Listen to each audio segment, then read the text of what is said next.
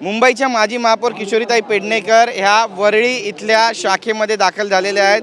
बरेचसे कार्यकर्ते मोठ्या प्रमाणामध्ये आज इथे आहेत। आज ते एबी फॉर्म भरण्यासाठी महानगरपालिकेच्या शाळेमध्ये जाणार आहेत, पण त्यापूर्वीची ही सगळी दृश्य आपण पाहतोय। पदाधिकारी कार्यकर्ते यांच्याकडून त्यांचं स्वागत केलं जातंय, अभिनंदन केलं जातंय आणि पुढची निवडणुकीची जी रणनीती आहे ती सुद्धा या ठिकाणी ठरवली जाणार आहे। ही सगळी दृश्य आपण या ठिकाणी पाहतोय।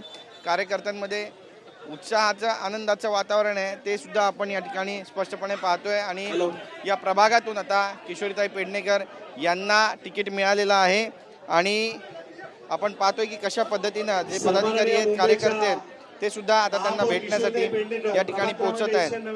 प्रभाग क्रमांक 199 मधून त्यांना या ठिकाणी उमेदवारी मिळालेली आहे आणि किशोरीताई पेडणेकर यांचं स्वागत जे आहे ते या ठिकाणी महिलांकडून, इथल्या शिवसेनेचे जे पदाधिकारी आहेत त्यांच्याकडून केलं जात आहे।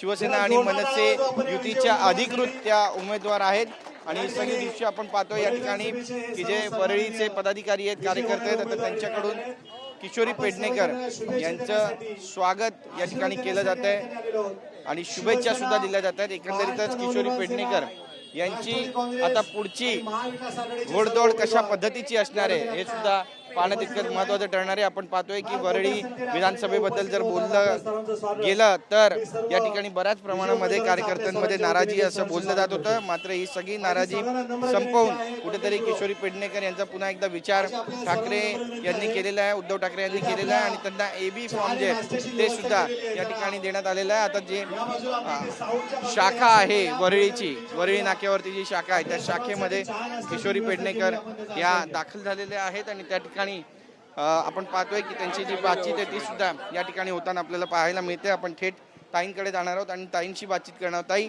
आज आपण पाहतोय की स्वागत केलेलं आहे या ठिकाणी सर्व पदाधिकाऱ्यांनी आणि काय तुमच्या भावना आहेत? आज घरातून निघताना सुद्धा मारुतीचं तुम्ही दर्शन घेतलं आणि प्रार्थना केली, काय नेमकं साकडं घातलं? तुम्ही माझ्याकडे किमान गेली 4 वर्ष इथे बस किमान 4 वर्ष तुम्ही माझ्याबरोबर येत आहे आणि आमच्या बिल्डिंगमधलं असलेलं ते मारुतीचं मंदिर, गर्व से कहो हम हिंदू आहे, हे फक्त बाजारात वाटण्यासाठी नाही, तर ते गर्व से कहो हिंदू आहे, तर त्या हिंदू रीतिरिवाजाप्रमाणे वागणं म्हणजे हिंदू।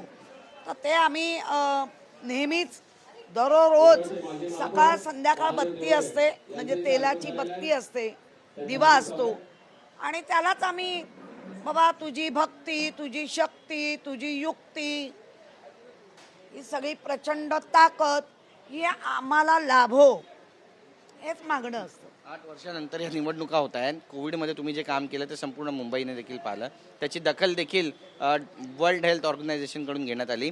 त्यामुळे हे सगळे मुद्दे घेऊन तुम्ही तुमच्या सगळ्या वॉर्डामध्ये जाणार आहात, नागरिकांमध्ये जाणार आहात की आणखी कोणते मुद्दे जे तुम्ही नागरिकांपर्यंत पोहोचू? आम्ही 2022 पर्यंतचं 93,000 कोटीचे ठेवी ठेवल्या, त्यानंतर आम्ही 40,000 कोटीचं बजेट, ह्या 2 गोष्टीची तुलना ह्या वेगळ्या पद्धतीने करतायत। आम्ही ते अभिमानाने सांगणार आहोत आणि ऑलरेडी लोकांच्या सेवेत दिलेलं आहे।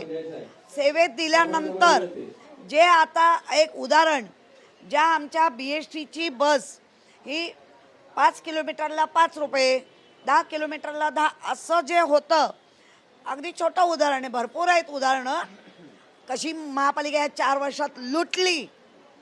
आम्ही जर लुटली आहे असं तुमचं म्हणणं, तर 93,000 कोटी जी 650,000 कोटीची तूट होती ती भरून आम्ही 93,000 कोटी ठेवी ठेवल्या, 40,000 कोटीचं बजेट करतो।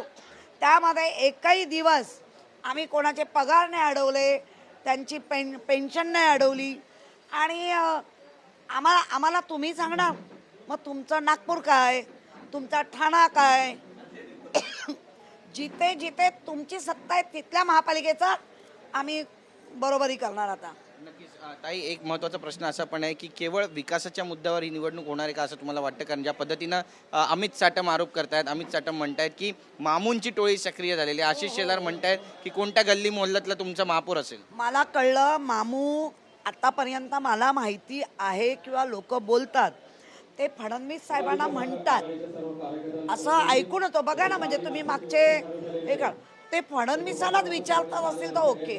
नक्कीच. पण काही पुढची आता रणनीती काय असणार, कोणकोणते मुद्दे घेऊन मतदारांपर्यंत? पुण्यामध्ये मतदारांना जास्तीत जास्त काय गरज आहे ओळखून काम करणारी आम्ही लोक आहोत.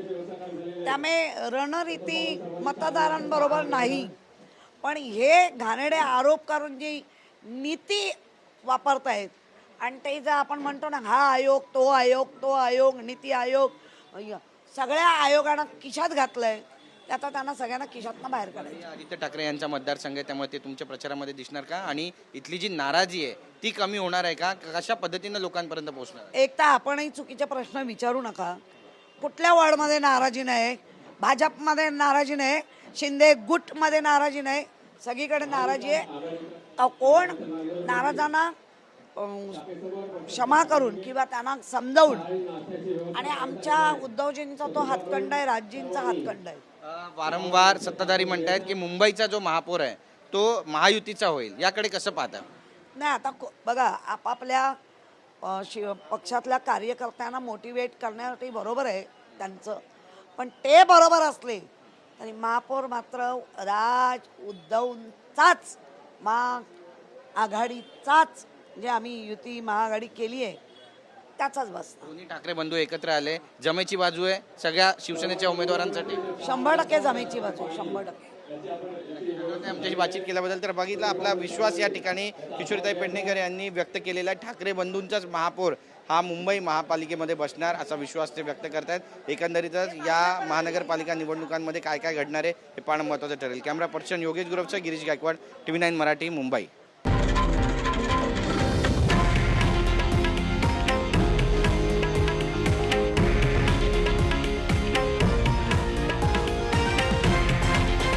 हे आहे देशातील नंबर 1 न्यूज नेटवर्क आणि आपण पाहत आहात TV9 मराठी, एकमेव.